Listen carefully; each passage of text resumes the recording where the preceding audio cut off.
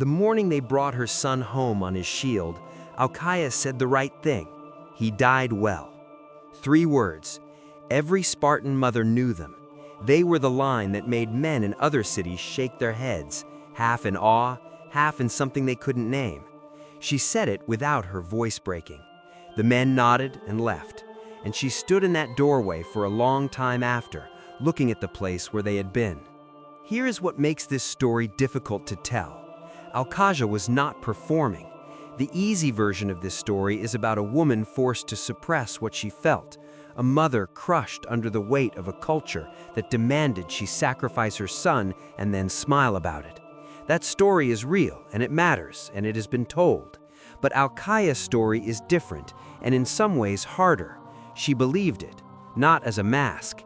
She had been raised inside the Spartan logic from her first breath, and the Spartan logic had become her logic, fully and without remainder. A good death was a gift. The city was larger than the individual. A mother's highest achievement was a son who did not flinch. She had raised him to be exactly what he was, and he had been exactly that, and he was gone. She believed this was correct, and something in her was breaking anyway. She had given him his shield herself. The morning he left, he was 19, tall in a way that still surprised her, the angles of his face assembled into something she recognized as her own but couldn't quite claim. She had held it out to him with both hands and said what Spartan mothers said, "Come back with it or on it." He had looked at her with eyes that held something she didn't allow herself to read. Then he took the shield and left, and she went back inside and felt, as she always felt after such moments, the clean, quiet satisfaction of a person who has done what they were supposed to do. This is the thing about a life built entirely inside a single value system. It is coherent. It holds. Every action confirms the framework, and the framework makes sense of every action, and the whole structure has a kind of terrible integrity that can sustain a person for decades. It can sustain a person right up to the moment it can't. 3 weeks after they brought him home, she went to the river to wash linens. Ordinary task. The water was cold, the rocks were the same rocks, the light was the particular low autumn light that she associated with nothing specific and everything general, the feeling of a life continuing. She put her hands in the water and thought about his hands at age 4, the way they moved when he was excited about something, the way they moved before he learned to be still. She had taught him to be still. Something moved through her that she had no name for, not grief exactly, not regret, not anger, but something that contained all of these and was also older and larger. Something that had been waiting, compressed and quiet, behind the wall of everything she had correctly believed and correctly done and correctly said. She stayed by the river for a long time. When she came back, something had shifted. Not her beliefs, but something underneath them. Something that had nothing to do with being right or wrong about Sparta, or sacrifice, or the proper way to be a mother. Something that was simply her, unmediated, without the framework. It was the first time she had met this part of herself in years, maybe ever.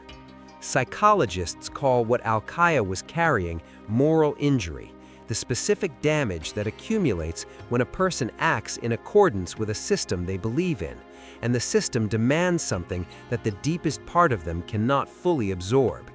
The injury is not guilt. Guilt says, I did something wrong. Moral injury says something stranger. I did everything right, and I am not okay.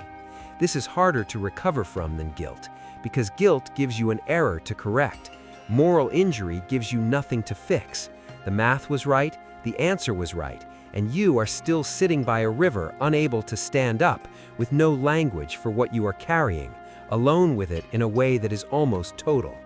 This is not ancient history. The parent who raised their children exactly as they were taught, with toughness, with the firm conviction that softness was cruelty in disguise, and sits at their child's distance in later life, feeling a grief they cannot name. The soldier who served with complete belief and comes home unable to explain why the belief and the damage are not mutually exclusive. the person who was strong the way their family needed, for as long as they needed, and finds themselves one ordinary afternoon by a river, unable to account for what is moving through them. The framework that sustained you can be real and valuable, and also insufficient. These two things can be true simultaneously. This is the sentence that most value systems do not include.